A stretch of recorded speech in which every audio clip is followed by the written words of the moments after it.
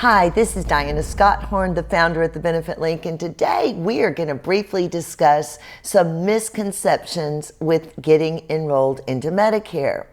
One of the most common mistakes that people make is they think, well, they're turning 65 and they're automatically getting enrolled into Medicare, and that is incorrect. If you are drawing Social Security, then you have a Social Security account established, then yes, you would get enrolled automatically into Medicare. You would receive papers from the Social Security office. However, if you're not currently drawing Social Security, then you have to call 1-800-772-1213 to the Social Security office, or you can go online to ssa.gov, which is the Social Security website. That would be the way you would get enrolled into Part B. So that's the number one mistake that I think people make. Another mistake they make is they think, well, they're not going to retire, they're still working, and they turn 65, so they're not eligible to get Medicare while they're currently working with group insurance. Again, that is a misconception.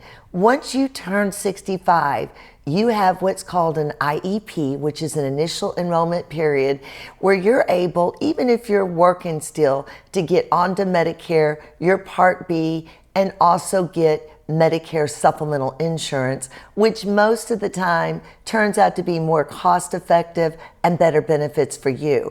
I would call the number at the bottom of the screen if you have questions and you're retiring and you're wondering, well, what would be best for you? We certainly can help you. The other thing is when people are getting onto Medicare, and let's say perhaps you're in excellent health and you don't take any prescription drugs whatsoever, it's not necessary for them to get a prescription drug plan. Again, that is not correct.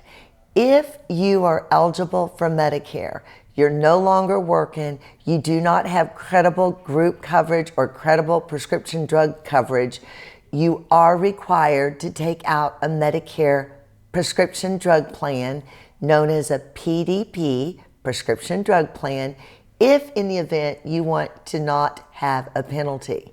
Even if you take 0 prescriptions and you decide, oh, I don't think I need a drug plan, and then 4 or 5 years later, you get on an expensive prescription, it's going to be $300 or $400 a month, and you realize, oh, I could get a drug plan and pay $20 for this prescription. I think I'll get a drug plan. Well, now that penalty, which is 1% of every month over all the years you didn't take it of the average prescription drug plan premium, is added on to whatever the premium currently is at that time for the rest of your life. So you certainly want to make sure that you have a drug plan.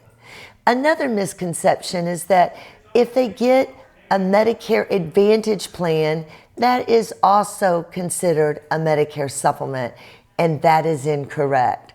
There are Medicare supplements, and then there are Medicare Advantage plans.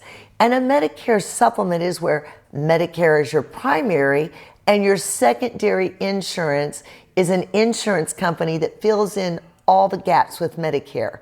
That's why sometimes you hear Medicare supplement, which means Medicare is primary, supplement insurance is secondary, or Medigap, just meaning Medicare is primary, your secondary insurance fills in all the gaps. If you do a Medicare Advantage plan, those are not Medicare supplements, they are Medicare replacements.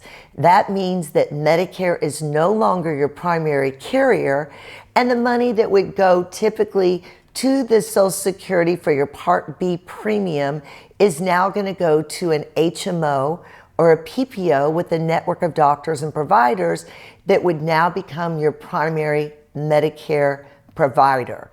You do have to go under the stipulations that that insurance company provides, not the standardized guidelines that Medicare does. So again, that is a misconception. Another thing is that every year during the open enrollment season for Medicare, October 15th through December 7th, people think that is their one-time election period to get out of a Medicare supplement. Let's say perhaps your premium has gone up in the middle of the year. They think, oh, I have to wait until October to make a change.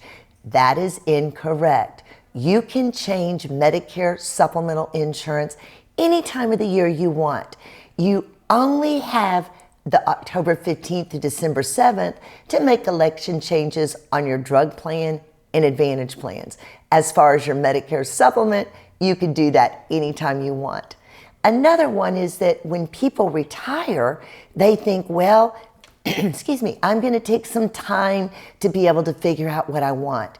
Well, guess what?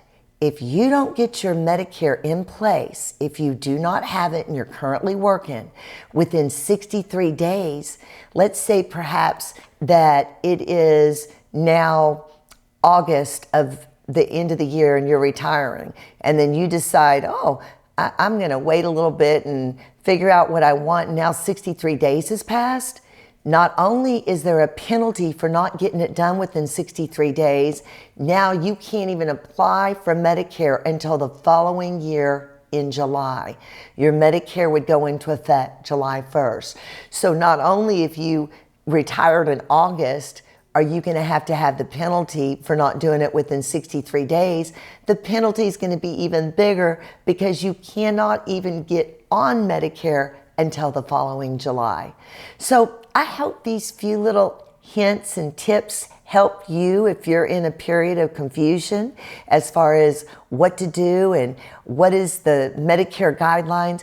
If you have any questions about any of the things that we just covered, then please call the number on the bottom of the screen.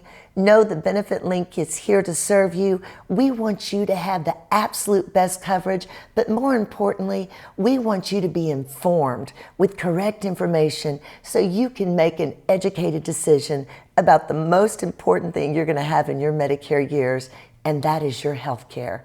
God bless you and have an absolutely fabulous day.